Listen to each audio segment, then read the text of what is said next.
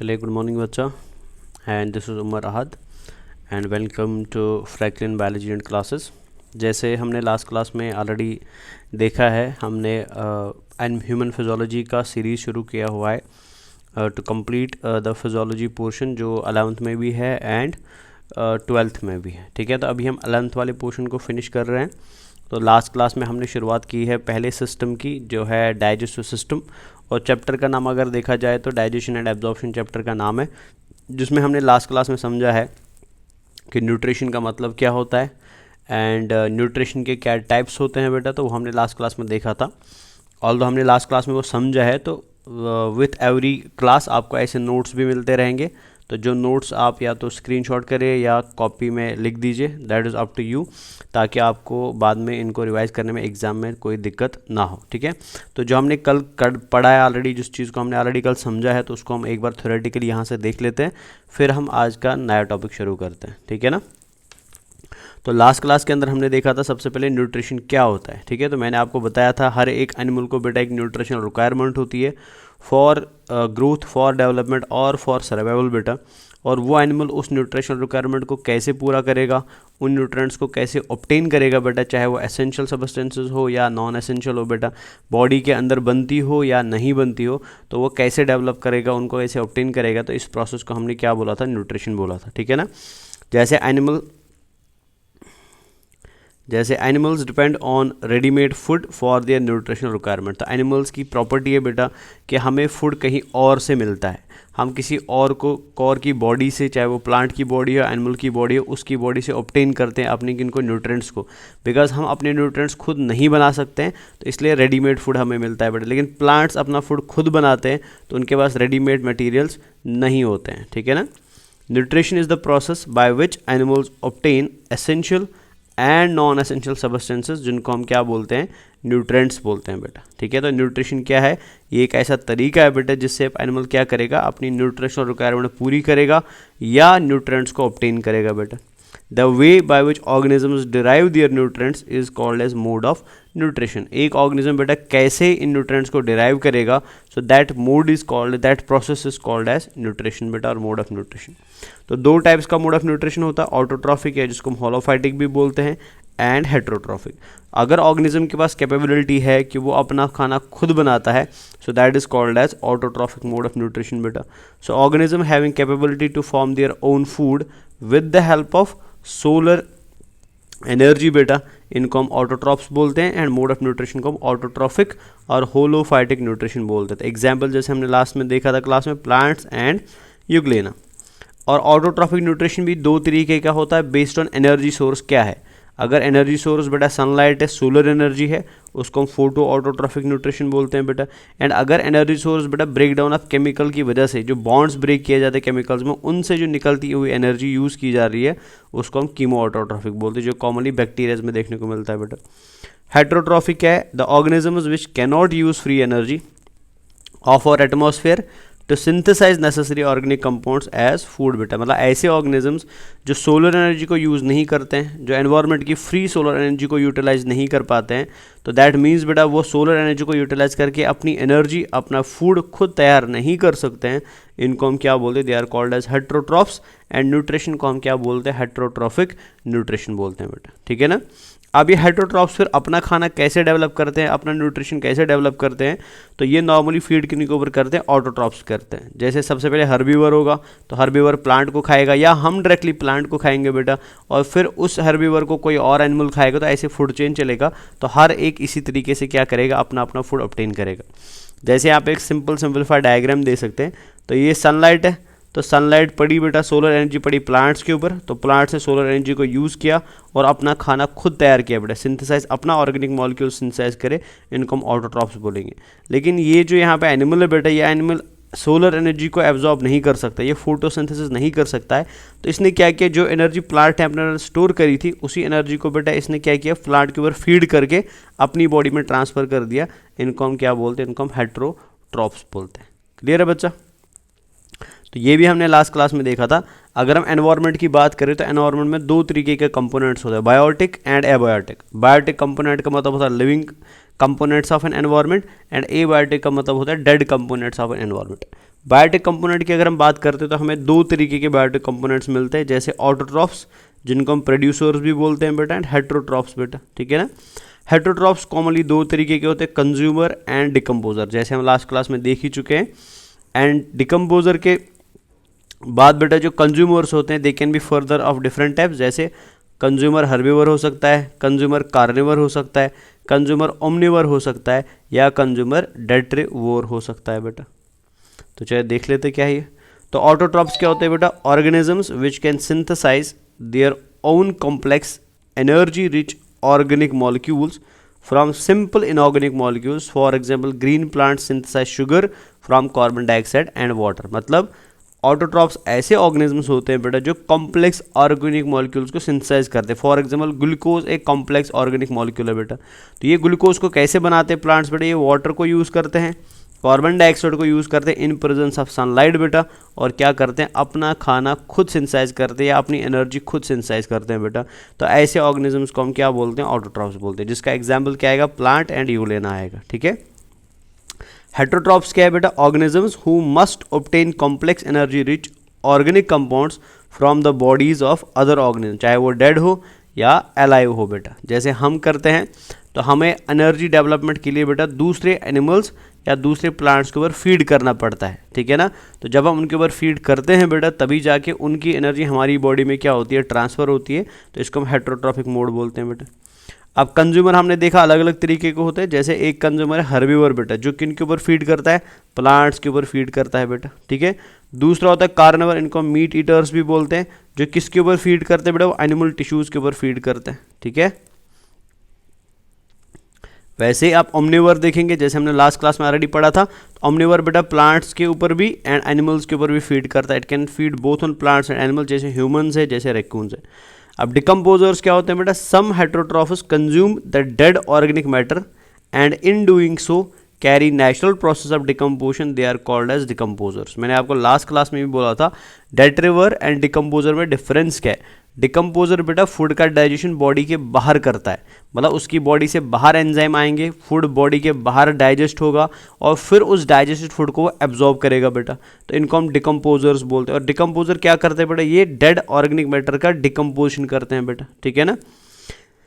They secrete enzyme to digest organic matter and then absorb the resulting molecules बेटा। तो इन्होंने body से digest enzyme बाहर निकाले, फूड के ऊपर डाले, तो फूड का डाइजेशन बॉडी के बाहर हुआ और फिर उसको ये क्या करते हैं, एब्जॉर्ब करते हैं। एग्जाम्पल बैक्टीरिया एंड फंजाइज बेटा। तो डेट्रिवोर जैसे हमने लास्ट क्लास में ऑलरेडी देखा था बेटा, ये हेट्रोट्रॉफिक ऑर्गेनिजम्स होते हैं हु इंजेस्ट और ईट डेड ऑर्गेनिक मैटर बेटा। तो ये डेड ऑर्गेनिक मैटर को खाते हैं, बट ये खाते नहीं है बेटा, ये बॉडी के बाहर डाइजेस्ट करते हैं। डिकम्पोजर बॉडी के बाहर डाइजेस्ट करता है, डेट्रिवोर बॉडी के अंदर डाइजेस्ट करता है बेटा। तो लास्ट में जाते जाते हमने देखा था फैगोट्रॉफ क्या होता है, ऑस्मोट्रॉफ क्या होता है। तो ऐसा हेट्रोट्रॉफिक ऑर्गेनिज्म बेटा जो सॉलिड ऑर्गेनिक मैटर खाता है ना, उनको फैगोट्रॉफ्स बोलते हैं। एंड ऐसा हेट्रोट्रॉफिक ऑर्गेनिज्म बेटा जो लिक्विड मैटर खाता है या सोल्यूशन फॉर्म में मैटर खाता है, उनको हम क्या बोलते हैं, उनको हम ऑस्मोट्रॉफ्स बोलते हैं बेटा। क्लियर है बच्चा। चलिए, तो ये हमने लास्ट क्लास में ऑलरेडी देखा था। अभी हम क्या करते हैं, सबसे पहले एनसीईआरटी की डायग्राम से पहले, बिकॉज ये डायग्राम हमें समझना ही समझना है, बट इस डायग्राम को समझने से पहले बेटा हम करते हैं एक काम, हम समझते हैं कि अकॉर्डिंग टू एनसीईआरटी डाइजेशन का मतलब क्या होता है। What do we mean by the process of digestion बेटा, ठीक है ना। तो इसको समझ लेते हैं पहले, फिर हम उसके बाद डाइजेस्टिव सिस्टम की बात करते हैं। तो सबसे पहले डाइजेशन की प्रक्रिया, डाइजेशन के प्रोसेस को समझने की कोशिश करते हैं। देखिए बच्चा, जहाँ पे भी आप पढ़ रहे हैं बेटा, तो ऑफकोर्स जिस भी टीचर ने आपको अभी तक पढ़ाया तो आपने बायोमॉलिक्यूल तो पढ़ा होगा, है ना। पढ़ा भी नहीं होगा बेटा तो एटलीस्ट बायोमॉलिक्यूल के बारे में आपको याद है कि बायोमॉलिक्यूल्स बेटा ऐसे मॉलिक्यूल्स होते हैं, ऑर्गेनिक मॉलिक्यूल्स होते हैं जो हमारी बॉडी के अंदर पाए जाते हैं, जो कार्बन, हाइड्रोजन और ऑक्सीजन के कॉमनली बनते हैं। बट नॉर्मली बेटा कभी कभी उनमें नाइट्रोजन भी हो सकता है, सल्फर भी हो सकता है, एंड डैश, ठीक है ना। अब बायोमॉलिक्यूल जो हमारी बॉडी के अंदर होते हैं ना, या हमारे एनवायरनमेंट में जो बायोमॉलिक्यूल्स होते हैं, तो बायोमॉलिक्यूल्स नॉर्मली बेटा एनवायरनमेंट के अंदर मैक्रोमॉलिक्यूल फॉर्म में होते हैं, ठीक है ना। मैक्रो मॉलिक्यूल फॉर्म में होने का मतलब क्या है बेटा कि ये लार्ज साइज़ के मॉलिक्यूल्स होते हैं, they are larger sized molecules बेटा। इनका मॉलिक्यूलर वेट बड़ा होता है, इनका साइज़ बड़ा होता है, और इनका साइज़ इतना बड़ा होता है कि अगर ये मॉलिक्यूल आपके स्टोमक से निकल के आपके स्मॉल इंटेस्टाइन में पहुंच गया ना, तो ये वहाँ पे डायरेक्टली ब्लड के अंदर एंटर नहीं कर सकता है, बिकॉज स्मॉल इंटेस्टाइन में हमें मॉलिक्यूल्स को क्या करना है, एब्जॉर्ब करना है। अब एब्जॉर्ब वही मॉलिक्यूल हो सकता है जिसका साइज़ क्या होगा, जिसका साइज़ कम होगा। आप समझ रहे बात। तो नॉर्मली हम एनवायरनमेंट में जब खाते हैं ना मॉलिक्यूल, जैसे आपने बेटा रोटी खाया उसमें स्टार्च है, ठीक है ना, आपने बटर खाया उसमें लिपिड्स है, ठीक है, आपने चिकन खाया उसमें प्रोटीन्स है, तो ये सारे मैक्रो मॉलिक्यूल्स है बेटा, ये लार्ज साइज़ के मॉलिक्यूल्स हैं। अगर ये मॉलिक्यूल इसी फॉर्म में इंटेस्टाइन में पहुंच गया तो इंटेस्टाइन के अंदर बेटा इस मॉलिक्यूल का एब्जॉर्प्शन नहीं होगा। तो अगर इसका एब्जॉर्प्शन नहीं हुआ तो हमें वो एनर्जी नहीं मिलेगी बेटा जिसके लिए हमने इस फूड को खाया था या इस न्यूट्रिएंट को खाया था बेटा, तो फिर हमारा सारा मेहनत क्या हो जाता है, ज़ाया हो जाता है। तो हमारी बॉडी ने क्या किया बेटा कि ऐसे मॉलिक्यूल्स को जो हम एनवायरनमेंट से खाते हैं, जो पॉलीसेकेराइड फॉर्म में हो सकते हैं, पॉलीपेप्टाइड फॉर्म में हो सकते हैं, लिपिड की फॉर्म में हो सकते हैं, तो ऐसे मॉलिक्यूल्स को हमारी बॉडी क्या करती है, ब्रेक करती है, इसे तोड़ती है बेटा। तो ये जो तोड़ने की प्रक्रिया होती है ना, ये ब्रेक डाउन प्रोसेस जो होता है, इसी ब्रेक डाउन प्रोसेस को हम क्या बोलते हैं, this is called as digestion.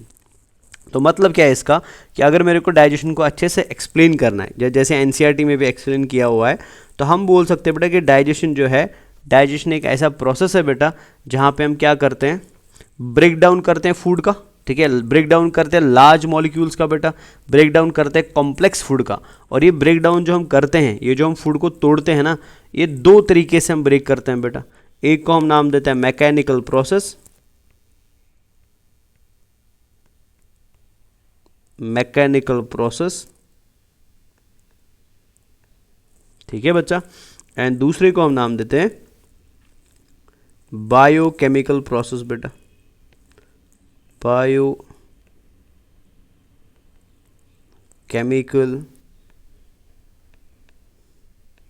Process, ठीक है। अब होता है क्या इसमें, तो ये समझ लेते हैं बेटा कि मैकेनिकल प्रोसेस क्या है, बायोकेमिकल प्रोसेस क्या है बेटा, ठीक है, बिकॉज तभी ये ज़्यादा अच्छे तरीके से आपको समझ आएगा। फॉर एग्जाम्पल हम क्या करते हैं, मान लीजिए कि ये एक ऑर्गेनिज्म है,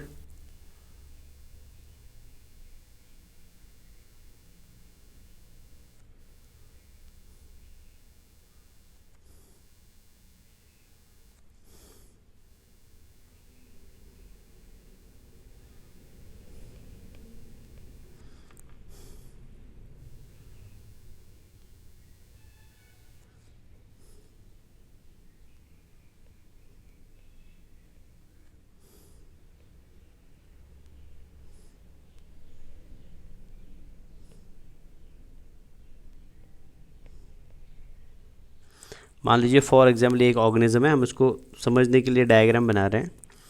तो ये ऑर्गेनिज्म क्या करेगा बेटा, या कोई भी ऑर्गेनिज्म क्या करता है, जैसे हम अपनी एग्जांपल ले लें, हम फूड खाते हैं, है ना। तो जब आप फूड खाते हो ना, मान लीजिए ये एक फूड पार्टिकल था बेटा, रोटी था, चावल था, या कोई बड़ा फूड पार्टिकल था, तो आपने इसको खाया। तो जैसे ही फूड पार्टिकल आपकी माउथ में पहुंच जाता है, तो आपको पता है बेटा आप माउथ में क्या करते हैं, इस फूड को चबाते हैं, इस फूड का मेस्टिकेशन करते हैं बेटा, है ना। दांतों की मदद से बेटा आप इस फूड को ग्राइंड करते हैं, इसको तोड़ते हैं। तो आपने अगर रोटी खाई थी, आपने अगर बिस्किट खाया था, तो उस रोटी के आप छोटे छोटे टुकड़े करेंगे दांतों से, उस बिस्किट का आप छोटा छोटा टुकड़ा करेंगे दांत से, या किसी भी फूड मॉलिक्यूल को जब आप मुंह में डालते हैं, आप डायरेक्टली उसको नहीं निगलते हैं, आप सबसे पहले उसको क्या करते हैं, तोड़ते हैं by the help of force. और वो फोर्स कहाँ से जनरेट होता है, आपकी जॉ से जनरेट होता है एंड आपकी टीथ से जनरेट होता है। तो अपनी जॉ एंड टीथ की मदद से बेटा आपने इस बड़े से फूड मॉलिक्यूल को क्या कर दिए, छोटे छोटे पीसेस कर दिए बेटा, छोटे छोटे पार्टिकल्स बना दिए इसके। क्लियर है। पार्टिकल बनाने के बाद आपने इसको निगल दिया, है ना। तो निगलने के बाद ये कहाँ पहुँच गया बेटा, निगलने के बाद ये आपके स्टोमक में पहुँचा। मान लीजिए फॉर एग्जांपल ये पार्टिकल्स बेटा स्टोमक में पहुँचे, जिनको आपने मुंह में सबसे पहले ब्रेक कर दिया, मेस्टिकेट कर दिया। स्टोमक की प्रॉपर्टी क्या होती है बेटा, स्टोमक के अंदर चर्निंग मूवमेंट्स होती है बेटा। चर्निंग मूवमेंट्स का मतलब ये हुआ कि स्टोमक एक मस्कुलर ऑर्गन है ना, तो जैसे आप मुंह के अंदर बेटा फूड को बाय फोर्स चबाते हैं ना, बाय फोर्स तोड़ते हैं, तो आपके स्टोमक के अंदर भी बेटा क्या बनती है, चर्निंग मूवमेंट्स हो जाती है। आपका स्टोमक बेटा बड़ी जोर से कॉन्ट्रैक्ट करता है, बड़ी जोर से फिर बाद में रिलैक्स करता है। So because of continuous contraction and relaxation of stomach बेटा आपका फूड स्टोमक के अंदर भी कैसे टूटेगा बेटा, फोर्स के थ्रू टूटेगा। मतलब स्टोमक के अंदर भी एक फोर्स जनरेट होगा, एक दबाव जनरेट होगा, एक कॉन्ट्रैक्शन जनरेट होगा, जिसकी वजह से इस फूड के और फर्दर क्या हो जाएंगे, छोटे छोटे पार्टिकल्स हो जाएंगे बेटा। तो ये छोटे पार्टिकल्स अब फाइनली कहाँ पहुँचे, स्मॉल इंटेस्टाइन में पहुँच गए बेटा। तो ये जो डाइजेशन की आप अभी बात कर रहे हैं ना, माउथ के अंदर एंड स्टोमक के अंदर बेटा, तो माउथ के अंदर भी आप फूड को छोटे पार्टिकल्स में कन्वर्ट कर रहे हैं by mechanical force, and stomach के अंदर भी आप फूड के पार्टिकल्स को फर्दर छोटे पार्टिकल्स में कन्वर्ट कर रहे हैं, ठीक है, फर्दर स्मॉल पार्टिकल्स में कन्वर्ट कर रहे हैं again by the mechanical force बेटा।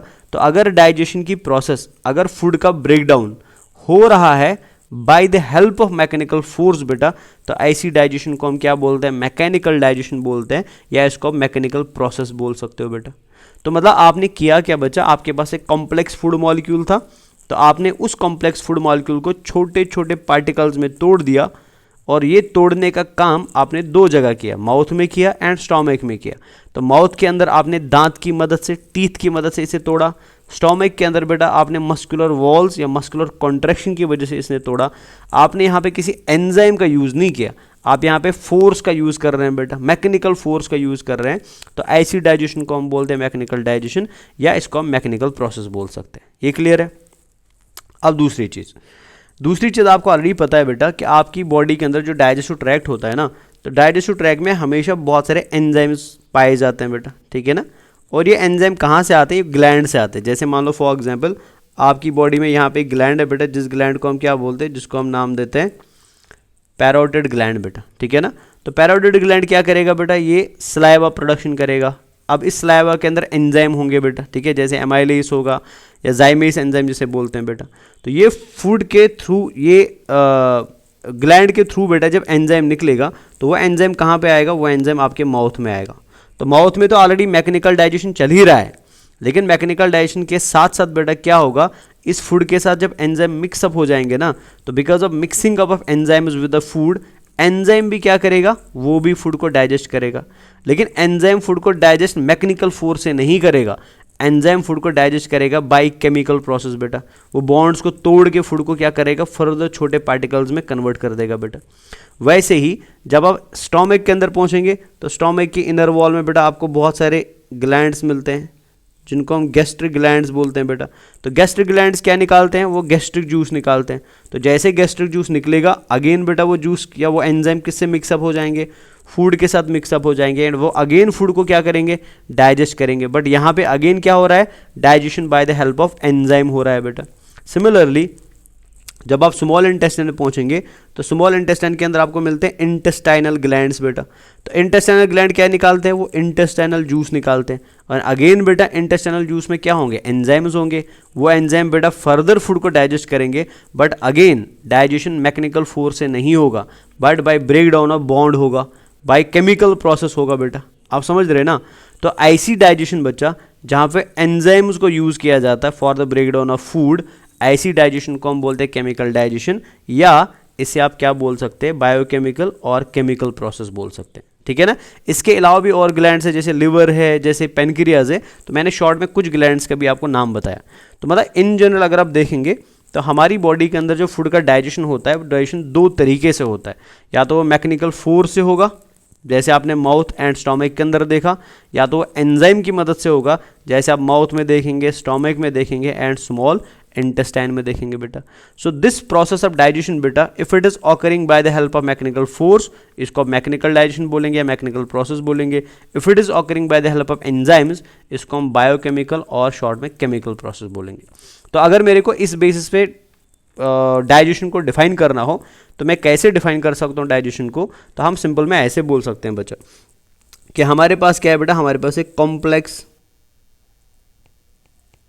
फूड मॉलिक्यूल है बेटा, ठीक है। और आप बोल सकते हैं हमारे पास एक मैक्रो मॉलिक्यूल है।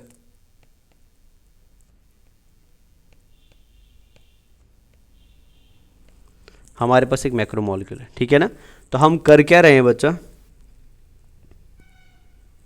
हम मैक्रो मॉलिक्यूल को कन्वर्ट कर रहे हैं इनटू सिंपल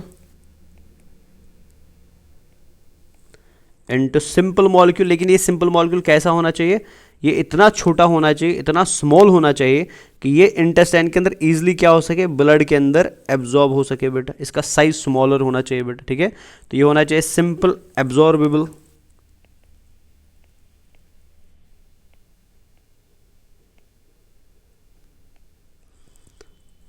फूड मॉलिक्यूल, या इसे आप माइक्रो मॉलिक्यूल बोल सकते हैं।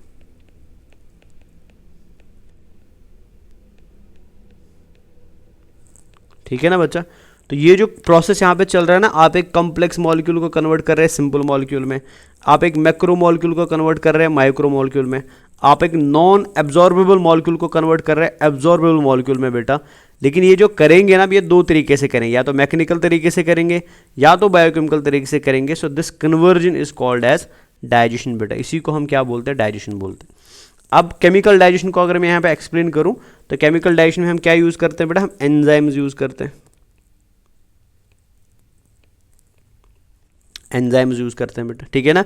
एंड नॉर्मली आप देखेंगे कि हमारे डाइजेशन के जो एंजाइम्स होते हैं ना, वो नॉर्मली को एंजाइम्स होते हैं, ठीक है ना, को एंजाइम्स होते हैं। को एंजाइम का मतलब ये हुआ कि अगर ये एंजाइम, खाली मैं एंजाइम की बात करूँ ना, तो एंजाइम क्या करता है बेटा, वो अपने सबस्ट्रेट को पकड़ के उसको कन्वर्ट किस में कर देगा, प्रोडक्ट में कर। उसको बस खाली सबस्ट्रेट चाहिए और कोई चीज़ नहीं चाहिए बेटा, वो सबस्ट्रेट को देखेगा और उसको डायरेक्टली किस में कन्वर्ट कर देगा, प्रोडक्ट में कन्वर्ट कर देगा। लेकिन को एंजाइम की प्रॉब्लम ये है बच्चा कि को एंजाइम को सबस्ट्रेट के अलावा कोई और मॉलिक्यूल भी चाहिए। जब वो मॉलिक्यूल उसे मिलेगा ना, तभी जाके वो क्या करता है, रिएक्शन कंप्लीट करता है। और उस मॉलिक्यूल को हम नाम देते हैं कोफैक्टर। कोफैक्टर मतलब आप शॉर्ट में ऐसे याद रखेंगे, को एंजाइम जो होता है ना बेटा, को enzyme is equal to enzyme, ठीक है, प्लस कोफैक्टर बेटा, कोफैक्टर। अब एक एंजाइम क्या है, ये कोफैक्टर के हम आगे इंशाल्लाह बायोमॉलिक्यूल्स में देखेंगे, ठीक है ना। तो अभी बस इतना याद रख लीजिए कि डाइजेशन के जो एंजाइम्स होते हैं, दे आर मोस्टली को एंजाइम्स बेटा। एंड इनका कॉमन को एंजाइम जो होता है ना बेटा, वो विटामिन के होता है, ये भी याद रखें, या विटामिन बी कॉम्प्लेक्स होता है, नॉर्मली ये देखा जाता है। और इन एंजाइम्स की मदद से जब इस complex food molecule simple food molecule में कन्वर्ट होगा ना, so this conversion will be called as biochemical digestion, या शॉर्ट में इसको आप क्या बोल सकते हो, डाइजेशन बोल सकते हो, ठीक है। अब यहाँ पे और एक चीज़ भी याद रखना है इंपॉर्टेंट एग्जाम के लिए, दैट इज कि हमारी बॉडी के अंदर जो डाइजेस्टिव एंजाइम्स होते हैं ना, दे आर मोस्टली हाइड्रोलेसिस बेटा, हाइड्रोलेसिस बेटा। तो हाइड्रोलेस एक क्लास है बेटा एंजाइम्स का, ये हम बायोमॉलिक्यूल्स में पढ़ते हैं। तो यहाँ पे बस इतना याद रख लीजिए, हाइड्रोलेस कैसा एंजाइम होता है। हाइड्रोलेस एक ऐसा एंजाइम होता है जो बायोमॉलिक्यूल्स के अंदर एक बड़े से मॉलिक्यूल को तोड़ेगा छोटे मॉलिक्यूल्स में by the process of hydrolysis बेटा, by the process of hydrolysis. And hydrolysis का मतलब क्या हुआ कि ये बॉन्ड को तोड़ेगा बेटा किसी भी बायोमॉलिक्यूल में, चाहे वो प्रोटीन हो, चाहे वो कार्बोहाइड्रेट हो, चाहे वो फैट हो, चाहे वो न्यूक्लिक एसिड हो, ये हर एक बायोमॉलिक्यूल को तोड़ेगा बाय हाइड्रोलिसिस। हाइड्रोलिसिस मतलब हुआ बेटा by addition of water, by addition of water बेटा,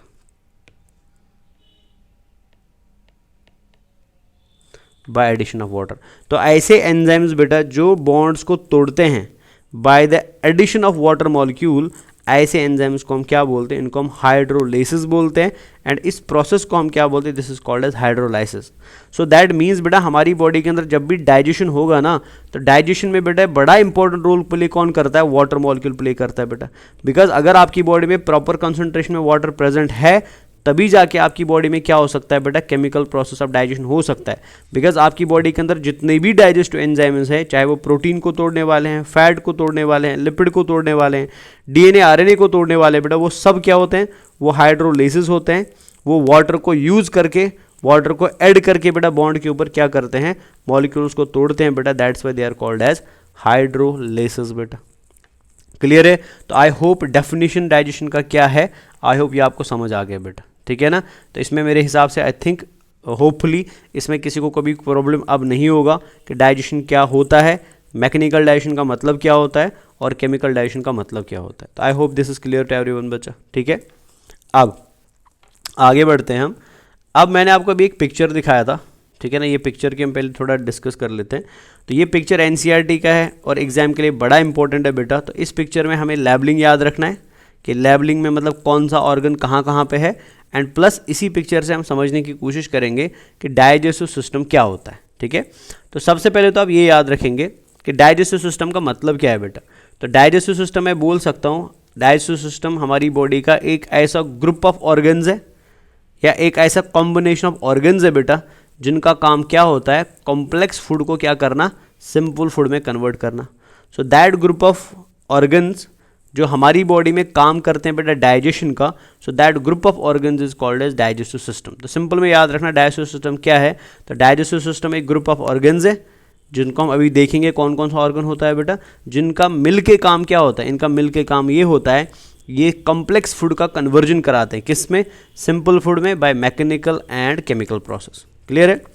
अब हमारी बॉडी के अंदर अगर हम ऐसे समझे पहले इसको, हमारी बॉडी के अंदर जो कंप्लीट डाइजेस्टिव सिस्टम है, ठीक है ना, तो इस कंप्लीट डाइजेस्टिव सिस्टम को हम बेटा मेजरली दो पार्ट्स में डिवाइड करते हैं। तो अगर हम अपनी बॉडी के अंदर डाइजेस्टिव सिस्टम की बात करें, ठीक है, इसका आउटलाइन क्लासिफिकेशन हम देखें तो हम बता सकते हैं that inside our body the digestive system is majorly divided into two parts बेटा। तो डाइजेस्टिव सिस्टम के मेजरली दो बड़े हिस्से होते हैं, दो बड़े पार्ट्स होते हैं बेटा। ठीक है, जिसमें से पहला पार्ट जो होता है बेटा that is called as alimentary canal. इसको हम नाम देते हैं एलिमेंट्री कैनल बेटा। ठीक है, या इसको आप गैस्ट्रो इंटेस्टाइनल ट्रैक्ट भी बोल सकते हैं। This is also called as gastro intestinal tract, या शॉर्ट में इसको जीआईटी बोला जाता है। ठीक है, या इसको आप गट भी बोल सकते हैं। ठीक है, तो ये पहला हिस्सा हो गया किसका, हमारे डाइजेस्टिव सिस्टम का। तो डाइजेस्टिव सिस्टम का पहला इंपॉर्टेंट पार्ट होता है एलिमेंट्री कैनल। दूसरा इंपॉर्टेंट पार्ट जो होता है बेटा, इनको हम नाम देते हैं डाइजेस्टिव ग्लैंड्स। डाइजेस्टिव ग्लैंड्स, और they are also called as associated glands बेटा। Associated glands.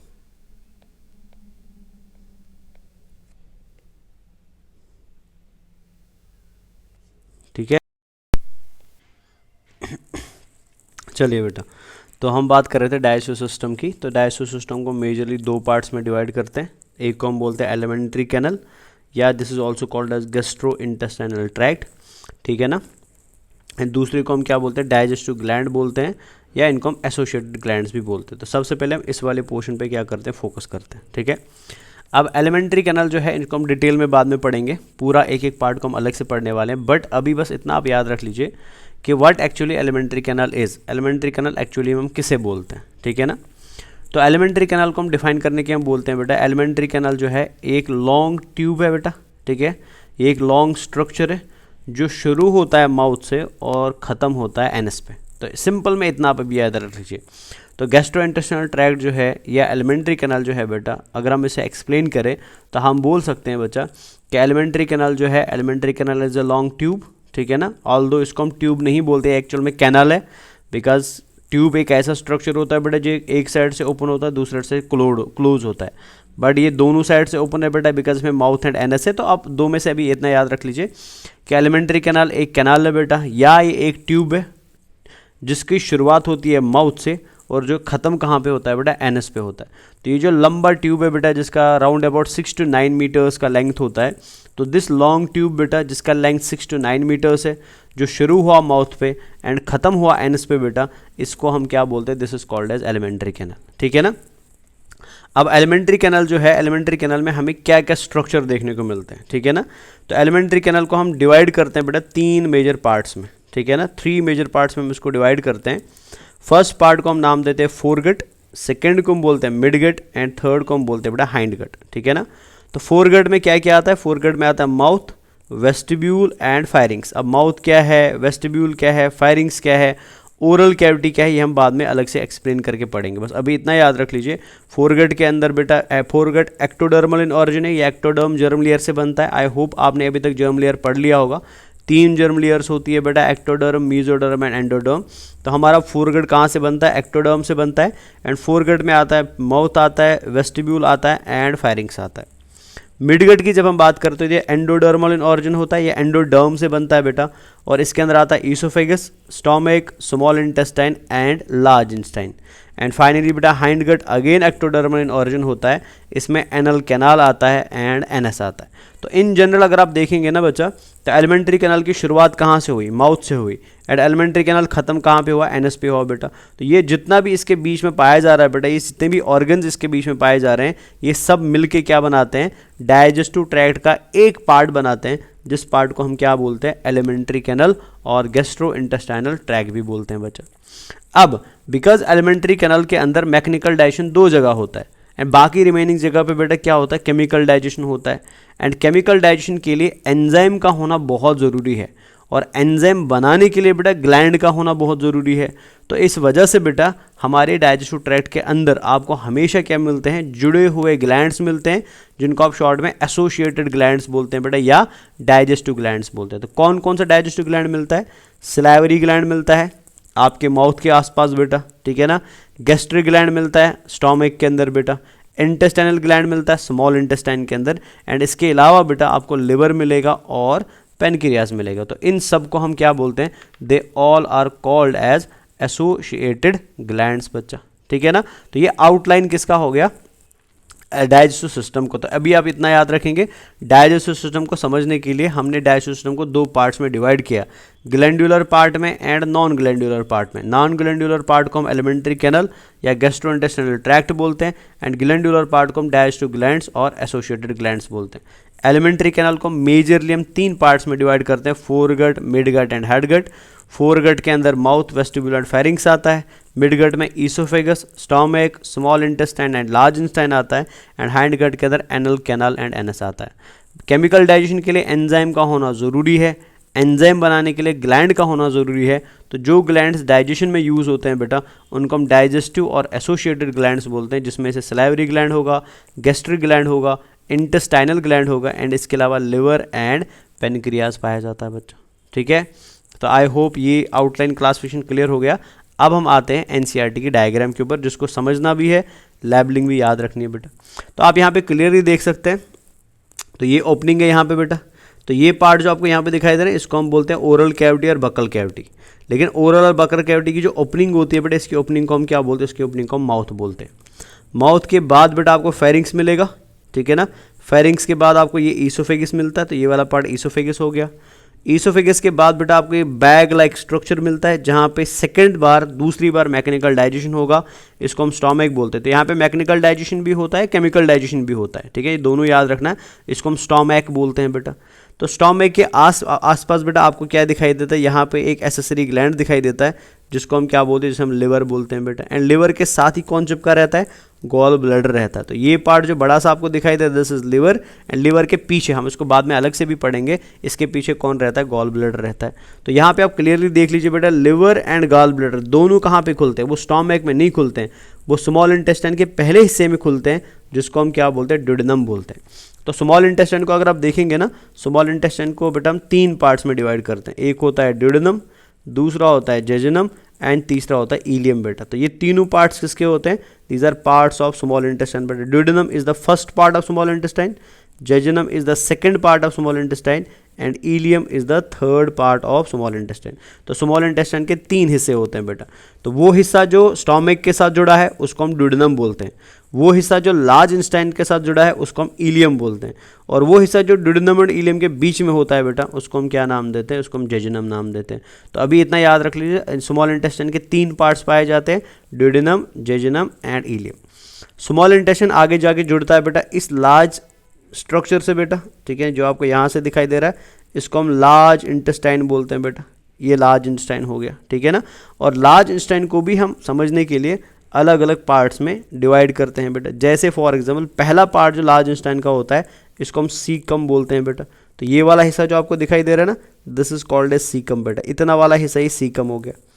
सीकम के नीचे बेटा एक स्ट्रक्चर जुड़ा रहता है, ठीक है, एक वेस्टिजियल स्ट्रक्चर जुड़ा रहता है, इसको हम वर्मीफॉर्म अपेंडिक्स बोलते हैं। अब इनका काम क्या है हम बाद में डिटेल में एक एक करके पढ़ेंगे, बट अभी मैं बस डायग्राम को समझा रहा हूँ कि डायग्राम में आपको क्या समझना है। तो सीकम लार्ज इंटेस्टाइन का पहला हिस्सा हो गया। दूसरा हिस्सा जो लार्ज इंटेस्टाइन का होता है ना, उसको हम कोलोन बोलते हैं बेटा। तो ये पूरा हिस्सा, ये जो आपको पूरा पार्ट यहाँ पे दिखाई दे, this whole part is called as colon बेटा, जो मैं हाईलाइट कर रहा हूँ। तो ये पूरा हाईलाइटेड पार्ट कोलोन होता है। कोलोन का वो हिस्सा जहाँ पे फूड ऊपर की तरफ जाएगा, इसको हम असेंडिंग कोलोन बोलते हैं। कोलोन का वो हिस्सा जहाँ पे फूड हॉरिजॉन्टली मूव करेगा, इसको हम ट्रांसवर्स कोलोन बोलते हैं। कोलोन का वो हिस्सा जहाँ पे फूड नीचे की तरफ मूव करेगा, इसको हम डिसेंडिंग कोलोन बोलते हैं। एंड ये जो लास्ट वाला पार्ट कोलोन का होता है ना, इतना वाला, इसको हम सिग्मॉइड कोलोन बोलते हैं। यानी अभी आप इतना याद रख लेंगे कि colon is further divided into 4 parts बेटा, ठीक है ना। कौन कौन सा पार्ट है बेटा? Ascending colon, transverse colon, descending colon and sigmoid colon. तो शॉर्ट में आप इसको कोलोन बोल सकते हैं बेटा। तो पहला पार्ट लार्ज इंटेस्टाइन का था सीकम, एंड दूसरा पार्ट था कोलोन बेटा। एंड तीसरा पार्ट जो होता है बेटा, उसको हम रेक्टम बोलते हैं। तो ये रेक्टम हो गया बेटा। तो रेक्टम के बाद आता है एनल कैनल, और उसके बाद फाइनली क्या आता है? एनस आता है। तो ये आपका हो गया outline structure of alimentary canal, ठीक है ना। अब इस आउटलाइन स्ट्रक्चर में आप ध्यान से देखिए बच्चा, हमने शुरुआत करी माउथ से और हमने एंड किया बेटा एनस पे। So this tube like structure which starts from mouth and ends at anus बेटा, इसी को हम क्या बोलते हैं? इसी को हम एलिमेंट्री कैनल बोलते हैं। एंड इस ट्यूब में आप देख लीजिए बेटा, ईसोफेगस का अलग डायमीटर है, स्टोमक का अलग डायमीटर है, स्मॉल इंटेस्टाइन का अलग डायमीटर है, लार्ज इंटेस्टाइन का अलग डायमीटर है। मतलब alimentary canal is a long tube of varying diameter बेटा। एलिमेंट्री कैनल एक लंबा ट्यूब है जो मसल्स का बना हुआ है, जिसका वेरिंग डायमीटर है, जो शुरू होता है माउथ से एंड ख़त्म कहाँ पे होता है बेटा? एनस पे होता है। सो this structure is called as alimentary canal बच्चा। क्लियर है ना। तो ये आपका आउटलाइन क्लासिफिकेशन किसका हो गया? एलिमेंट्री कैनल का हो गया, ठीक है। तो आई होप ये आपको समझ आया होगा बेटा आउटलाइन क्लासिफिकेशन। अब हम क्या करते हैं आउटलाइन क्लासिफिकेशन में, सबसे पहले हम समझ लेते हैं बेटा माउथ को, बकल कैविटी को, ओरल कैविटी को एंड वेस्टिब्यूल को, ठीक है। एक बार वो समझने के बाद फिर हम फायरिंग्स पे जाएंगे, ऐसे हम फिर ईसोफेगस पे जाएंगे, ऐसे हम फिर स्टोमक पे जाएंगे। तो एक एक करके हम एक एक पार्ट फिनिश करते जाएंगे बच्चा। तो पहले तो इसको देख लेते हैं, यहाँ पे क्या लिखा हुआ है। तो biomacromolecules in food can not be utilised by our body in original form, so they are subject to a process, जिसको हम क्या बोलते हैं? डाइजेशन बोलते हैं। मतलब हमारी बॉडी के अंदर जो हम फूड बाहर से खाते हैं, जो मैक्रो मॉलिक्यूल्स होते हैं बेटा, बायो मैक्रो मॉलिक्यूल्स मतलब जो बॉडी के अंदर बड़े मॉलिक्यूल्स होते हैं, लार्ज साइज्ड मॉलिक्यूल्स होते हैं, उनको हमारी बॉडी उसी फॉर्म में एब्जॉर्ब नहीं कर सकते, उसी फॉर्म में यूज़ नहीं कर सकते, बिकॉज उनका साइज़ ज़्यादा है, वो ब्लड के अंदर एब्जॉर्ब नहीं हो सकते हैं बेटा। तो फिर हमें क्या करना पड़ता है बेटा? इन बायोमैक्रोमोलिक्यूल्स को हमें एक प्रोसेस के अंदर डालना पड़ता है, जिस प्रोसेस को हम क्या बोलते हैं? डाइजेशन बोलते हैं, जो मैं अभी एक्सप्लेन कर रहा था थोड़ी देर पहले। अब डाइजेशन क्या करेगा बेटा? वो कॉम्प्लेक्स फूड सब्सटेंस को कन्वर्ट करेगा, किसमें? सिंपल एब्जॉर्बेबल फूड में बेटा। तो कॉम्प्लेक्स फूड कन्वर्ट हुआ सिंपल एब्जॉर्बेबल फूड में, बायो मैक्रोमोलिक्यूल कन्वर्ट हुआ बायो माइक्रोमोलिक्यूल में, बाय मैकेनिकल और केमिकल मेथड बेटा। इसी को हम क्या बोलते हैं? डाइजेशन बोलते हैं बेटा। अब वो सिस्टम बेटा या वो ग्रुप ऑफ ऑर्गन्स जो इस प्रोसेस को कंप्लीट करेगा, मतलब डाइजेशन की प्रोसेस को कंप्लीट करेगा बेटा, किस किस तरीके से? मैकेनिकल तरीके से एंड बायोकेमिकल तरीके से बेटा। उस सिस्टम को हम क्या बोलते हैं? डाइजेस्टिव सिस्टम बोलते हैं, ठीक है बच्चा। अब डाइजेस्टिव सिस्टम क्या है बेटा? डाइजेस्टिव सिस्टम एक लॉन्ग ट्यूब है, 8 to 10 मीटर इन लेंथ, ठीक है ना, विथ मस्कुलर वॉल्स, ये मसल्स का बना हुआ होता है बेटा, और इसका डायमीटर अलग अलग होता है। मतलब ईसोफेगस का डायमीटर अलग है, स्टोमक का अलग है। तो वेरिंग डायमीटर मतलब हर एक ऑर्गन का डायमीटर अलग अलग होता है बेटा। It begins with an anterior opening, तो ये शुरू होता है बेटा एक ओपनिंग से, जिसको हम माउथ बोलते हैं, ठीक है। और फाइनली ये खुलता है बेटा लास्ट पे अलग एक ओपनिंग में बेटा, पोस्टीरियर साइड में, जिसको हम एनस बोलते हैं। मतलब एंट्री पॉइंट है माउथ एंड एग्जिट पॉइंट क्या होता है? एनस होता है बेटा। It is called as canal not tube because it opens at both, जो मैं आपको थोड़ी देर पहले भी बता रहा था। एलिमेंट्री कैनल को बेटा बहुत जगह देखने को मिलता है कि इसको ट्यूब लिखा जाता है, बट इन रियल सेंस अगर देखा जाए हम उसको ट्यूब नहीं बोल सकते, तो इसको कैनल बोलना बेटर है, बिकॉज ये ओपन दोनों साइड से होता है बेटा। माउथ साइड एक साइड एंड एनस दूसरा साइड बेटा। The gastrointestinal tract consist of A hollow muscular tube starting from oral cavity where food enters the mouth, continuing through the pharynx, esophagus, stomach, intestine to the rectum and anus where the food is expelled। मतलब alimentary canal या gastrointestinal tract क्या है? तो ये एक hollow muscular structure है बेटा, hollow muscular canal है, हॉलो मस्कुलर ट्यूब है बेटा, जो शुरू हुआ माउथ से और जहाँ से हमने फूड को अंदर लाया, जहाँ से हमने फूड को इंजेस्ट किया, फिर ये फूड फायरिंग्स में पहुँचा, फायरिंग से ईसोफेगस में पहुँचा, फिर स्टोमक में पहुँचा, फिर इंटेस्टाइन में पहुँचा, फिर रेक्टम और फिर एनएस में पहुँचा। वहाँ से बेटा हमने अनडाइजेस्टेड फूड को क्या कर दिया, बॉडी से बाहर निकाल दिया। There are various accessory organs that assist the tract by secreting enzymes to help break down of food into its component nutrients. Thus, salivary gland, liver, pancreas and gallbladder have important functions in digestive system. मतलब digestive system के अंदर बेटा alimentary canal के अलावा आपको कुछ accessory organs भी मिलेंगे जिनको हम accessory glands बोलते हैं बेटा, ठीक है ना। डाइजेस्टिव ग्लैंड्स बोलते हैं जिनका काम क्या होता है, एंजाइम को सिक्रीट करना ताकि वो फूड के केमिकल डाइजेशन में क्या कर सके, मदद कर सके बेटा। Food is propelled along the length of GIT by peristaltic movement of the muscular wall. Food हमारे एलिमेंट्री कैनाल के अंदर कैसे मूव करता है बेटा, वो हम आगे पढ़ाऊंगा मैं आपको पेरिस्टाल्सिस का मूवमेंट कैसे होता है, बट अभी इतना याद रखिए हमारी बॉडी के अंदर फूड को मूव कराने के लिए माउथ से लेकर एनएस तक हमारे एलिमेंट्री कैनाल में, डाइजेस्टिव ट्रैक्ट में क्या होती है बेटा, एक मूवमेंट होती है जिसमें हमारा एलिमेंट्री कैनाल कॉन्ट्रैक्ट करता है, रिलैक्स करता है, कॉन्ट्रैक्ट करता है, रिलैक्स करता है। So this sequence of contraction relaxation बेटा, इसको हम क्या बोलते हैं, पेरिस्टाल्सिस बोलते हैं या पेरिस्टाल्टिक मूवमेंट इसको बोला जाता है बेटा। अब ये कैसे होता है, कौन सी नर्व्स इन्वॉल्व होती है इसमें, ये सारा हम बाद में अलग से डिटेल में पढ़ेंगे, ठीक है। तो यहाँ पे आप इस पिक्चर पे भी अगेन देख सकते हैं। तो ये आपका माउथ हो गया, माउथ के बाद ओरल कैविटी है, ओरल कैविटी के बाद फेरिंग्स है, फिर ईसोफेगस है, फिर यहाँ पे स्टोमक है बेटा, फिर स्टोमक के बाद स्मॉल इंटेस्टाइन है, फिर लार्ज इंटेस्टाइन है, एंड फाइनली आपको क्या मिलेगा, एनस मिलेगा, जहाँ से फूड बाद में क्या करता है, एक्सपेल करता है बेटा, ठीक है ना। So I hope this is clear. तो अभी हम क्या करते हैं, हम डाइजेस्टिव ट्रैक्ट का फर्स्ट पार्ट पढ़ते हैं जिसको हम क्या बोलते हैं बेटा, mouth, buccal cavity, oral cavity and vestibule बेटा, ठीक है ना। तो इसको समझने के लिए हम क्या करते हैं, सबसे पहले एक लाइन डायग्राम ड्रॉ कर देते हैं, फिर उस लाइन डायग्राम को समझने की कोशिश करते हैं बच्चों। तो थोड़ा सा आप वेट करेंगे, चलिए।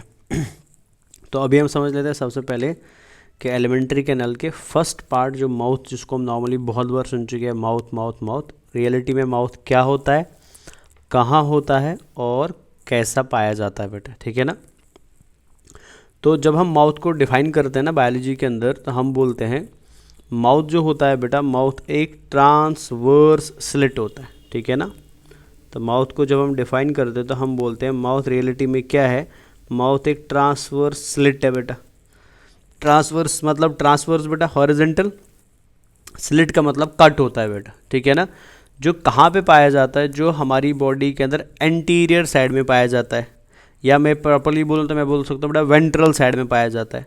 सो mouth is a transverse slit present on anterior और प्रेजेंट ऑन वेंट्रल साइड बेटा, मतलब हमारे आगे साइड में पाया जाता है, ठीक है ना, फ्रंट साइड में पाया जाता है बेटा। और फ्रंट साइड में कहाँ पे पाया जाता है, below the nose and above the chin बेटा। तो मतलब क्या बता रहा हूँ मैं, इस पिक्चर को आप यहाँ पे ध्यान से देखिए, ठीक है ना। तो ये आपका नोज़ है, ये आपका चिन है। तो यहाँ पे आप ध्यान से देखिए बेटा, ये आपका अपर लिप है और ये आपका लोअर लिप है बेटा, है ना। तो ये जो कट लगा है ना बीच में बेटा, ये जो कट यहाँ पे लगा हुआ आपके अपर एंड लोअर लिप के बीच में, इसी कट को हम क्या बोलते हैं, इसी कट को माउथ बोलते हैं। बहुत सारे लोग बेटा माउथ को ओरल कैविटी के साथ कंफ्यूज करते हैं, ठीक है ना, या बकल कैविटी के साथ कंफ्यूज करते हैं। बकल कैविटी अलग चीज़ है और माउथ अलग चीज़ है बेटा। बकल कैविटी का पोजीशन अलग है एंड माउथ का पोजीशन अलग है। तो अभी आप याद रखेंगे माउथ क्या है। तो माउथ बेटा एंट्री पॉइंट है हमारे एलिमेंट्री कैनल का, जहाँ से हमारे एलिमेंट्री कैनाल की शुरुआत होती है, जहाँ से हमारे डाइजेस्टिव सिस्टम की शुरुआत होती है बेटा।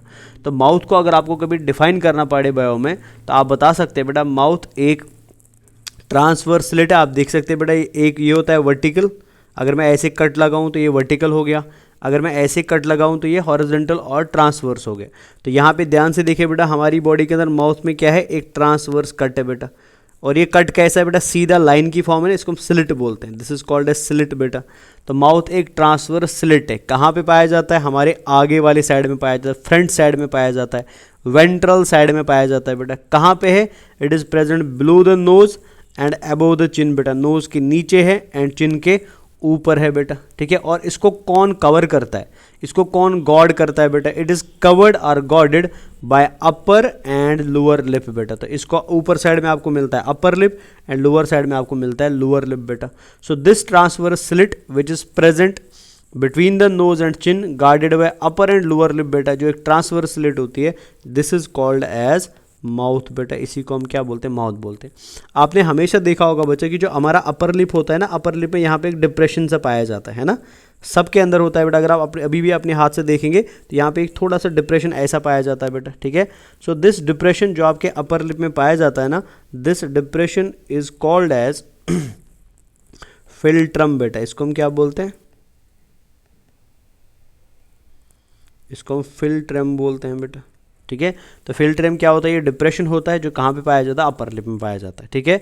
तो माउथ आई होप क्लियर हो गया बेटा, माउथ क्या होता है। तो माउथ एक ट्रांसवर्स स्लिट है जो पाया जाता है बेटा between the upper and lower lip, below the nose and above the chin बेटा। सो दिस ओपनिंग और this start point of alimentary canal, इसको हम क्या बोलते हैं, इसको माउथ बोलते हैं। तो मैं यहाँ पे अगर हाईलाइट कर दूँ बेटा तो मैं बता सकता हूँ कि ये जो यहाँ पे ओपनिंग है बेटा, ठीक है, ये वाली जो ओपनिंग यहाँ पे आपको दिखाई दे रही है, तो इस ओपनिंग को हम क्या बोल सकते हैं, this will be called as mouth बेटा। इसको हम माउथ का नाम दे सकते हैं, ठीक है।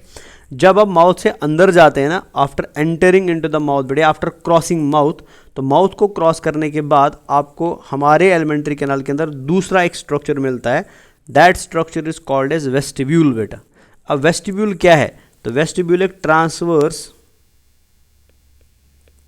गैप है बेटा, ठीक है ना। माउथ ट्रांसवर्स स्लिट था, कट था, लेकिन वेस्टिब्यूल क्या होता है बेटा, एक ट्रांसवर्स गैप होता है या एक स्मॉल कैविटी होती है बेटा, जो आगे साइड से कवर्ड होती है लिप से एंड साइड से वो कवर्ड होती है चीक से एंड बैक साइड में उसके पाए जाते हैं टीथ पाए जाते हैं। मतलब क्या बता रहा हूँ मैं, आप इस पिक्चर को ध्यान से देखिएगा बेटा इधर, ठीक है ना। तो ये आपको लिप दिखाई दे रहा है इधर, अगर हम हाईलाइट करें से तो ये लिप है बेटा, है ना, ये लिप है। और ये आपको टीथ दिखाई दे रहे हैं बेटा, और इधर से आपको क्या दिखाई दे रही है, चीक्स दिखाई दे रहे। तो ये वाली जो जगह आपको दिखाई दे रहा है ना बेटा, ये वाली जगह जो टीथ और लिप्स के बीच में होता है बेटा, सो ये गैप है ना, ये स्लिट नहीं है, ये गैप है बेटा यहाँ पे। So this gap is called as vestibule बेटा। तो इसी को हम क्या नाम देते हैं, वेस्टिब्यूल नाम देते हैं। तो अगर आप अभी भी देखें ना, आप अपनी टंग को बाहर निकालिए और फिर थोड़ा लिप्स एंड टीथ के बीच में थोड़ा बेंड करिए उसको बेटा, तो आपको वहाँ पे क्या दिखाई दे रहा है, गैप दिखाई देता है बेटा, लिप्स एंड टीथ के बीच में, ऊपर साइड में भी दिखाई दे रहा है और नीचे साइड में भी दिखाई दे रहा है। इसी गैप का नाम क्या होता है, इसी गैप का नाम वेस्टिब्यूल होता है। तो मतलब एलिमेंट्री कैनल के अंदर अगर आप जाना चाहते हैं तो सबसे पहले आप माउथ के पास पहुंचेंगे, माउथ को क्रॉस करके बेटा आप गैप में घुसेंगे, उस गैप को हम क्या बोलते हैं, उसको हम वेस्टिब्यूल बोलते हैं। तो मैं फिर से बता रहा हूँ, तो ये वेस्टिब्यूल क्या है बेटा, तो वेस्टिब्यूल एक छोटी सी कैविटी, आप देख सकते हैं बेटा, एक छोटी सी कैविटी है जो गॉडेड है बेटा, जो कवर्ड है, आगे साइड से इसमें पाए जाते हैं लिप्स, तो ये आप देख सकते हैं आगे साइड में लिप्स पाए जाते हैं बेटा, पीछे साइड में पाए जाते हैं टीथ या गम्स, तो पीछे साइड में टीथ है या गम्स है बेटा, साइड में पाई जाती है चीक्स, तो आप देख सकते हैं बेटा साइड में पाई जाती है चीक्स, एंड बैक साइड में आपको क्या मिलते हैं, यहाँ पे टीथ मिलते हैं बेटा, ठीक है ना। सो दिस पर्टिकुलर गैप और दिस पर्टिकुलर कैविटी, इसी को हम क्या बोलते हैं, इसी को हम वेस्टिब्यूल बोलते हैं। अब वेस्टिब्यूल की प्रॉपर्टी क्या है बेटा, कि वेस्टिब्यूल जो होता है ना, ये बकल कैविटी से जुड़ा होता है, ठीक है, ये बकल कैविटी से मिलता है, लेकिन कहाँ पे मिलता है, ये लास्ट मोलर पे मिलता है। अभी भी अगर आप देखेंगे तो आपके लास्ट मोलर के बाद बेटा एक छोटा सा गैप है बेटा, और वो छोटा सा गैप डायरेक्टली किसके साथ जुड़ रहा है, वो बक्कल कैविटी के साथ जुड़ रहा है, ठीक है। अगर आप इधर देखेंगे ना, इधर देखिए, तो ये आपका लास्ट मोलर हो गया बेटा, तो ये क्या था, ये वेस्टिब्यूल था ना, तो इधर से भी ये वेस्टिब्यूल होगा, तो लास्ट में कहाँ जुड़ेगा बेटा, इधर से इस पॉइंट पे कहाँ जुड़ता है, ये बक्कल कैविटी के साथ जुड़ता है। वेस्टिब्यूल कंटिन्यूअस होता है किसके साथ, बक्कल कैविटी के साथ, behind the last molar teeth बेटा, तो लास्ट मोलर टीथ के पास से जुड़ता है किसके साथ, बक्कल कैविटी के साथ। क्लियर है। अब वेस्टिब्यूल के अंदर आपको और एक चीज़ भी याद रखनी है, तो ये आपका अपर लिप हो गया, ये आपका अपर लिप हो गया, ये आपका लोअर लिप हो गया। तो हमारे वेस्टिब्यूल के अंदर बेटा लिप को गम के साथ जोड़ने के लिए, ठीक है ना, मतलब लिप्स को बेटा अटैच करने के लिए गम्स के साथ, ताकि लिप्स बंद रहे बेटा गम्स के साथ। आप देख सकते हैं अभी भी बेटा आपके लिप्स के पास दो मस्कुलर फोल्ड्स पाए जाते हैं, एक मस्कुलर फोल्ड इधर होता है, अभी भी आप अगर टंग को थोड़ा बेंड करें तो आपको यहाँ पे एक रस्सी जैसा धागा जैसा दिखाई देगा, जो लिप को बेटा गम के साथ जोड़ के रख देता है, एंड ये धागा आपको ऊपर साइड में भी दिखाई देता है। तो ये जो मस्कुलर फोल्ड होता है बेटा, जो जोड़ता है लिप्स को किसके साथ, गम्स के साथ बेटा, इनको हम बोलते हैं labial frenulum. They are called as labial frenulum बेटा, ये एग्जाम में पूछे जाते हैं, लैबियल फ्रेन्यूलम। तो लैबियल फ्रेन्यूलम क्या होता है? लैबियल फ्रेन्यूलम बेटा एक फोल्ड होता है, एक मस्कुलर फोल्ड होता है, एक मस्कुलर स्ट्रक्चर होता है, जिसका काम क्या होता है बेटा? जिसका काम होता है लोअर लिब को लोअर गम के साथ जोड़ना, अपर लिब को अपर गम के साथ जोड़ना बेटा। जो मस्कुलर फोल्ड नीचे के साइड में होगा ना, उसको हम इन्फीरियर लैबियल फ्रेन्यूलम बोलते हैं, एंड जो ऊपर वाले साइड में होगा बेटा उसको हम क्या बोलते हैं? सुपीरियर लैबियल फ्रेन्यूलम बोलते हैं। इधर देख लीजिए आप, तो ये आपको गम्स दिखाई दे रहे हैं, ये आपका लिब दिखाई दे रहा है। इधर आप देख सकते हैं बेटा, ये एक मस्कुलर फोल्ड है जो अपर लिब को किसके साथ जोड़ रहा है? गम के साथ। किसकी वजह से बेटा? सुपीरियर लैबियल फ्रेन्यूलम की वजह से। एंड सिमिलरली आपको यहाँ पे भी दिखाई देगा, ये देखिए बेटा, ये मस्कुलर फोल्ड है जो लोअर लिब को किसके साथ जोड़ रहा है? गम के साथ बेटा। किसकी वजह से? इन्फीरियर लैबियल फ्रेन्यूलम की वजह से। तो अभी इतना याद रखें, लैबियल फ्रेन्यूलम क्या होता है? तो लैबियल फ्रेन्यूलम एक मस्कुलर फोल्ड होता है जिसका काम क्या होता है बेटा? जिसका काम लिप्स को गम्स के साथ जोड़ना होता है बेटा। अपर लिप का अपना फोल्ड होता है, लोअर लिप का अपना फोल्ड होता है। अपर फोल्ड को हम बोलते हैं superior labial frenulum and lower fold को हम बोलते हैं इन्फीरियर लैबियल फ्रेन्यूलम बेटा। तो ये क्लियर हो गया बेटा, आई hope this much is clear. तो माउथ फिनिश हो गया एंड वेस्टिब्यूल भी फिनिश हो गया। अब वेस्टिब्यूल के बारे में आपको और एक इंपॉर्टेंट बात याद रखनी है बच्चा, कि वेस्टिब्यूल जो होता है ना, ये हमारा वेस्टिब्यूल इधर हो गया, तो वेस्टिब्यूल के अंदर बेटा सलाइवरी ग्लैंड का डक्ट खुलता है, ठीक है ना। पैरोटिड ग्लैंड हम पढ़ेंगे इंशाल्लाह थोड़ी देर में। तो पैरोटिड ग्लैंड एक सलाइवरी ग्लैंड है, ठीक है ना। इसका डक्ट जो होता है ना बेटा, इसके डक्ट को हम नाम देते हैं स्टेनसन्स डक्ट बेटा।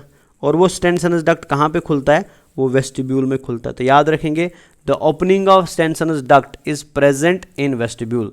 तो वेस्टिब्यूल के अंदर आपको क्या मिलती है बेटा? स्टेनसन्स डक्ट की ओपनिंग मिलती है, जहाँ पे स्टेनसन्स डक्ट क्या होता है? ओपन होता है। तो थ्रू स्लाइवा, स्टेनसन्स डक्ट का स्लाइवा बेटा फिर कहाँ पे आएगा? वो डायरेक्टली वेस्टिब्यूल में आएगा बेटा। क्लियर हो गया ये चीज़ें? अब फाइनली, तो ये तो माउथ हमने समझ लिया, आपने वेस्टिब्यूल्स भी समझ लिया। अब ये जो एरिया आपको दिखाई दे रहा है ना बेटा, ये वाला आप क्लियरली देख लीजिए बेटा। इस एरिया में आगे पाए जाते हैं टीथ, है ना, नीचे पाई जाती है टंग, पीछे आपको फायरिंग्स मिलेगा। तो ये जो कैविटी है ना, this cavity is called as buccal cavity बेटा। इसको हम क्या बोलते हैं? और बहुत सारे लोग बेटा इसी के साथ कंफ्यूज किसे करते हैं? माउथ को कंफ्यूज करते हैं, बट ये माउथ नहीं है, ये बक्कल कैविटी होता है बेटा, ठीक है। तो हम डायग्राम पे वापस आते हैं, तो आप इधर ध्यान से इस डायग्राम को देखें। तो ये ओपनिंग जो आपने देखी बेटा, this opening is called as mouth, ठीक है ना। अब माउथ में ये एरिया जो आपको दिखाई दे रहा है ना, ये पूरा एरिया क्या है? This is called as buccal cavity बेटा। This complete area is called as buccal cavity, जहाँ पे क्या होता है? जहाँ पे फूड का डाइजेशन होता है। अब बक्कल कैविटी के दो हिस्से होते हैं। बक्कल कैविटी का एक रूफ होता है, तो ये ऊपर वाले पार्ट को हम नाम देते हैं रूफ ऑफ बक्कल कैविटी। तो ये रूफ हो गया बेटा, एंड इसको हम बोलते हैं फ्लोर ऑफ बक्कल कैविटी बेटा, ठीक है ना। तो ऊपर साइड को हम बोलते हैं roof of buccal cavity and नीचे साइड को हम बोलते हैं फ्लोर ऑफ बक्कल कैविटी बेटा। क्लियर है? अब ये रूफ वाला पार्ट जो होता है, रूफ वाले पार्ट को हम प्लेट भी बोलते हैं, अपर पार्ट को हम प्लेट भी बोलते हैं बेटा। अब ये प्लेट जो होता है ना अपर पार्ट में, this plate is divided into two parts.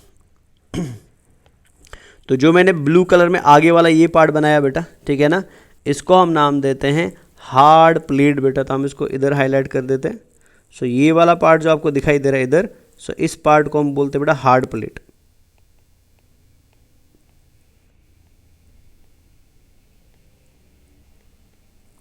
This is called as hard palate बेटा, ठीक है ना। और ये जो मैंने प्लेन में, ये तो मैंने इधर हार्ड प्लेट ऐसे बनाया, तो फिर मैंने इधर बेटा ब्लू कलर में ये प्लेन स्ट्रक्चर बनाया बेटा, ये वाला। तो इस पार्ट को हम नाम देते हैं बेटा soft plate.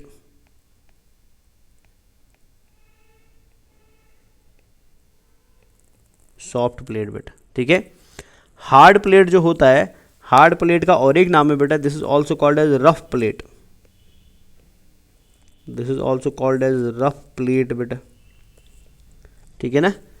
And soft plate का और एक नाम है बेटा, इसको हम स्मूथ प्लेट भी बोलते हैं। स्मूथ प्लेट भी बोलते हैं, ठीक है। अब पहले इसको समझिए बच्चा।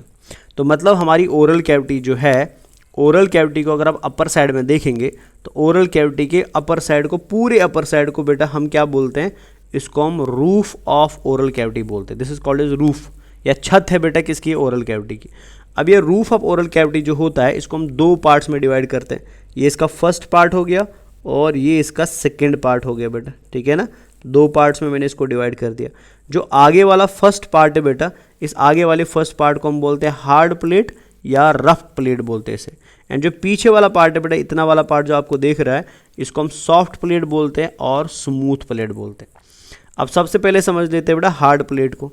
तो अगर आप अपनी थंब अभी पकड़ेंगे बेटा या उंगली उठाएंगे, तो आप अपने माउथ को बेटा रूफ को आगे साइड में टच करो। जैसे आप माउथ खोलेंगे ना, तो अपनी उंगली से बेटा आप अपने माउथ के आगे वाले हिस्से को टच करो ऊपर साइड में। तो जब आप इस हिस्से को बेटा उंगली से टच करेंगे, इधर आप टच करेंगे, तो आपको ये हार्ड दिखाई देगा बेटा। लेकिन अगर आप इस साइड में टच करेंगे, आपको क्या दिखाई दे रहा है? सॉफ्ट सॉफ्ट दिखाई देता है। ये आगे वाला पार्ट आपको हार्ड क्यों दिखाई दे रहा है? बिकॉज ये आगे वाला पार्ट जो होता है ना बेटा, इट इज सपोर्टेड, इसके अंदर से बेटा सपोर्ट होता है एक बोन का, जिस बोन को हम बोलते हैं पैलेटाइन बोन बेटा।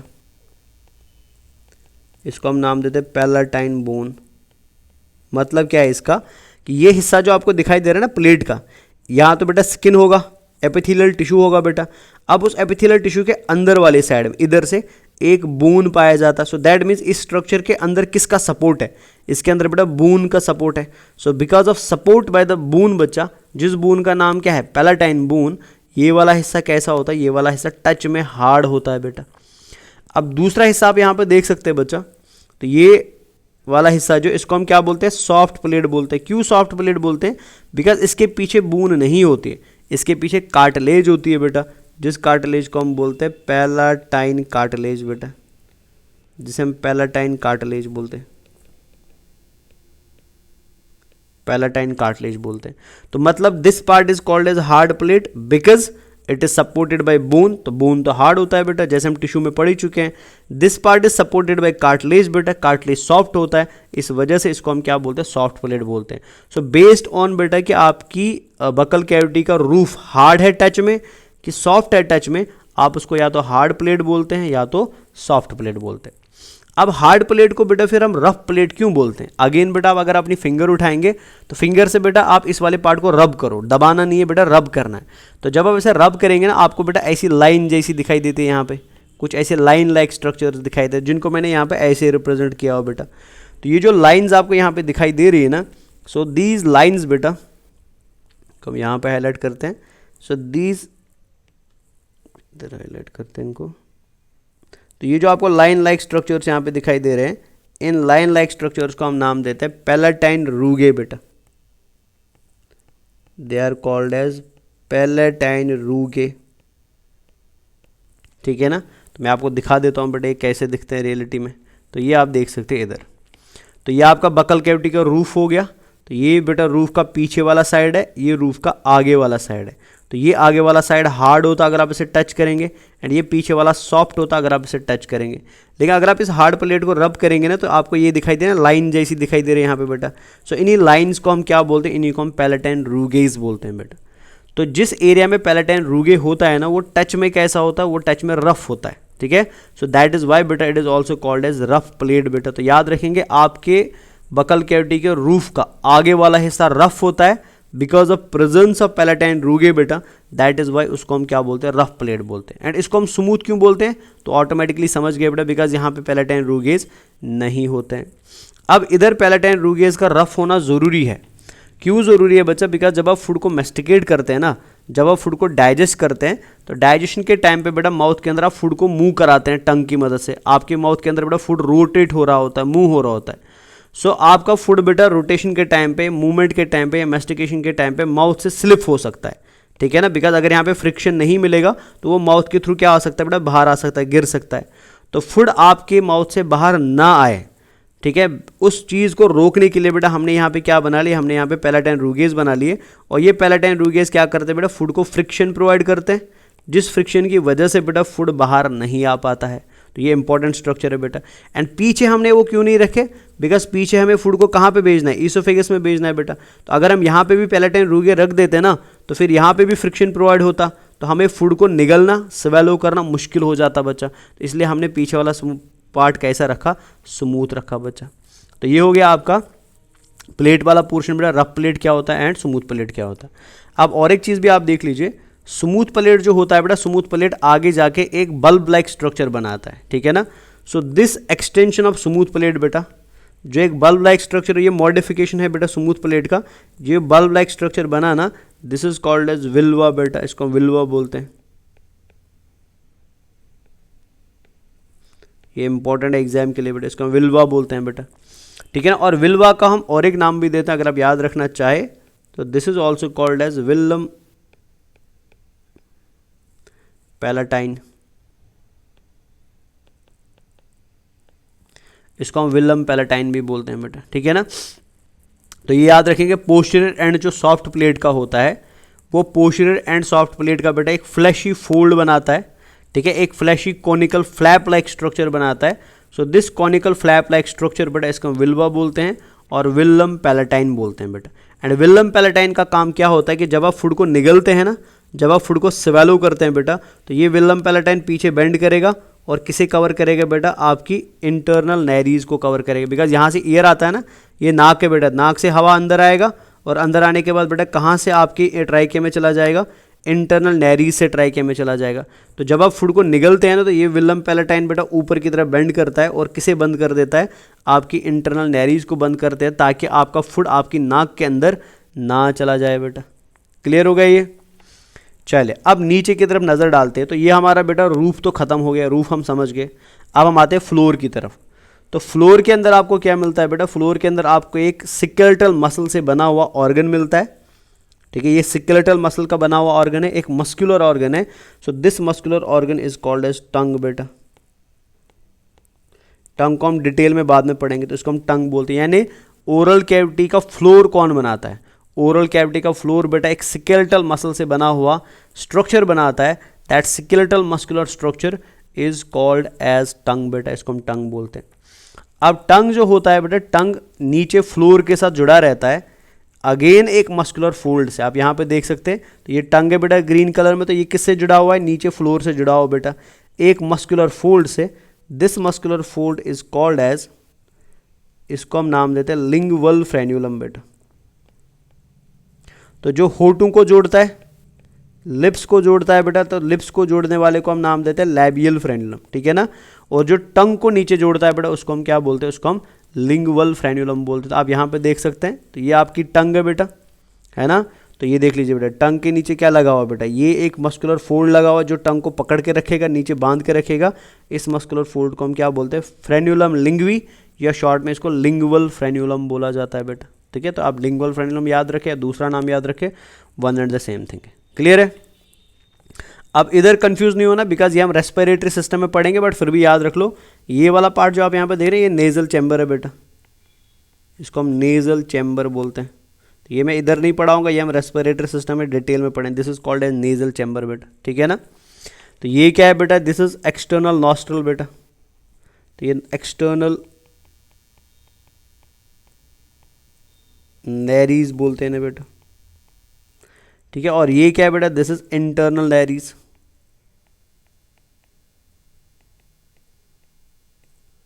इंटरनल नैर्स, ठीक है।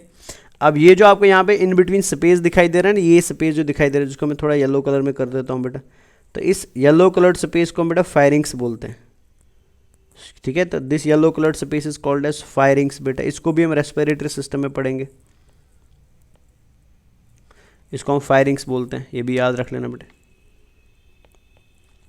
अब फायरिंग्स के नीचे ये पाइप जो आपको दिखाई दे रही है, तो आप समझ ही गए बेटा, दिस इज ट्राइकी। और ये क्या होता है बेटा, दिस इज ईसोफेगस, जिसको हम बाद में अलग से पढ़ेंगे।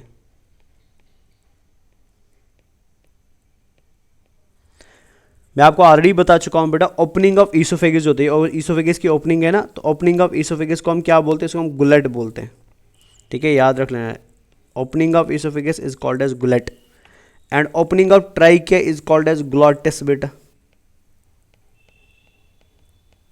Opening of trachea is called as glottis. तो ग्लॉटिस के ऊपर बेटा आपको एक कार्टिलेजिनस स्ट्रक्चर मिलता है, जो बचाता है बेटा फूड को कहाँ जाने से, विंड पाइप में जाने से या ट्राइकिया में जाने से। So this cartilaginous structure is called as epiglottis बेटा, इसको हम एपिग्लॉटिस बोलते हैं, ठीक है। तो ये आपका आउटलाइन हो गया किसका, आपकी ओरल कैविटी का बेटा, ठीक है ना। तो अगर इसको आप सिंप्लीफाई करेंगे इसी डायग्राम को, तो आप इतना याद रख लेना एग्जाम के लिए जो बड़ा इंपॉर्टेंट है। तो आप याद रखेंगे बेटा, आपकी बॉडी में माउथ के बाद क्या आता है बेटा, ओरल कैविटी आता है। ये इतना याद रखेंगे बच्चा, ठीक है ना। माउथ के बाद क्या आता है, ओरल कैविटी आता है। तो ये आ गया ओरल कैविटी, ठीक है ना। ओरल कैविटी को हम दो पार्ट्स में डिवाइड करते हैं, ठीक है। ओरल कैविटी के दो मेजर सेक्शंस होते हैं या दो मेजर पार्ट्स होते हैं बेटा। एक को हम बोलते हैं roof, roof of oral cavity बेटा, ठीक है ना। और एक को हम बोलते हैं floor of oral cavity, roof of oral cavity and floor of oral cavity, ठीक है ना। तो रूफ के अंदर आपको क्या मिलता है बेटा, तो सबसे पहले याद रखेंगे रूफ के अंदर आपको मिलेगा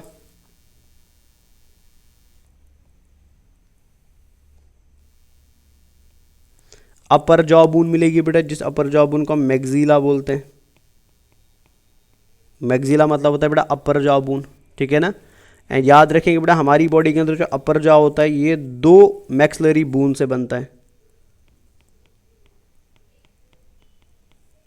टू मैक्सिलरी बोन्स। तो मतलब अपर जॉ दो बोन का बना होता है बेटा, ठीक है।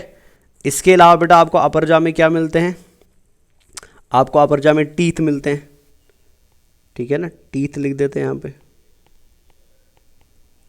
एंड टीथ के अलावा क्या मिलता है बेटा, आपको प्लेट मिलता है, आपको प्लेट मिलता है। क्लियर है। अब प्लेट जैसे कि हम अभी पढ़ चुके हैं बेटा, प्लेट आपकी बॉडी में दो टाइप्स का होता है बेटा,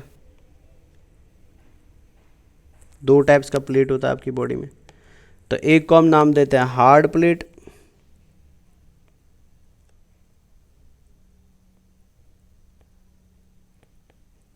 और एक को हम नाम देते हैं सॉफ्ट प्लेट बेटा। Hard plate and soft plate, ठीक है। अब हार्ड प्लेट जो होता है बेटा, हार्ड प्लेट जो होता है ये कवर्ड होता है बेटा किससे, पैलेटाइन बोन से, covered by palatine bone.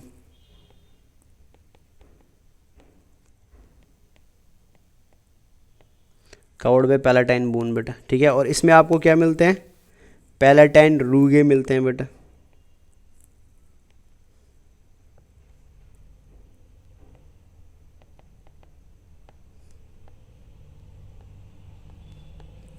Palatine रूगे मिलते हैं बेटा, ठीक है। जिसकी वजह से सरफेस क्या बन जाती है, रफ बनती है बेटा, ठीक है। Makes rough surface. और वो रफ क्यों होना चाहिए वो मैंने ऑलरेडी आपको बता दिया बच्चा, ठीक है। सॉफ्ट प्लेट की बात करें तो सॉफ्ट प्लेट के अंदर क्या पाया जाता है, पैलेटाइन कार्टिलेज बेटा, पैलेटाइन कार्टिलेज। पहले याद रखेंगे बच्चा, ठीक है ना। इसमें पैलेटाइन रूगेज नहीं होते हैं बेटा। इसके अंदर बेटा एक फ्लैप लाइक स्ट्रक्चर बनता है, जिस फ्लैप लाइक स्ट्रक्चर को हम क्या बोलते हैं, विल्वा बोलते हैं बेटा, ठीक है।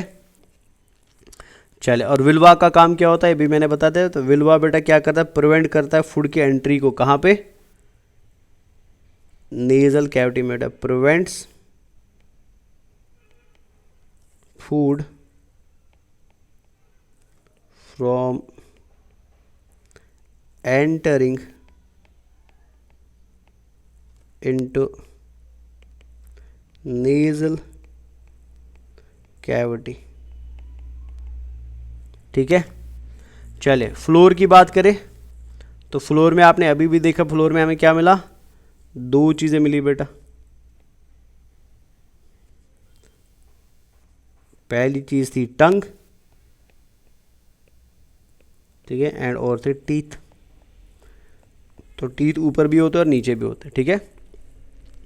एंड टंग को बेटा फ्लोर के साथ जोड़ने का काम कौन करता है, लिंगुअल फ्रेन्यूलम करता है। एग्जाम में पूछा गया तो याद रखेंगे, एनसीईआरटी में फ्रेन्यूलम लिखा हुआ है, बट आप पूरा नाम याद रखें, this is called as lingual frenulum बच्चा। क्लियर हो गया ये। So this is all about the oral cavity part बेटा। तो आई होप आपको ओरल कैविटी समझ आया होगा आउटलाइन में। तो इंशाल्लाह नेक्स्ट क्लास के अंदर हम क्या करेंगे, हम टंग एंड टीथ का स्ट्रक्चर स्टडी करेंगे बेटा। टंग क्या है, टंग का स्ट्रक्चर क्या है, टंग में कौन कौन से पेपले, कौन कौन से टेस्ट बर्ड्स पाए जाते हैं और टेस्ट बर्ड का स्ट्रक्चर क्या है, टेस्ट कैसे डेवलप होता है, एंड टीथ का स्ट्रक्चर क्या है। तो ये सारी चीज़ हम इंशाल्लाह नेक्स्ट इनकमिंग क्लास में पढ़ेंगे बेटा, ठीक है ना। तो टिल देन इसको प्लीज़ रिवाइज करिएगा, इसके नोट्स बनाइएगा। तो इंशाल्लाह I will see you in the next class बच्चा। चलिए खुदा हाफिज़ एंड टेक केयर।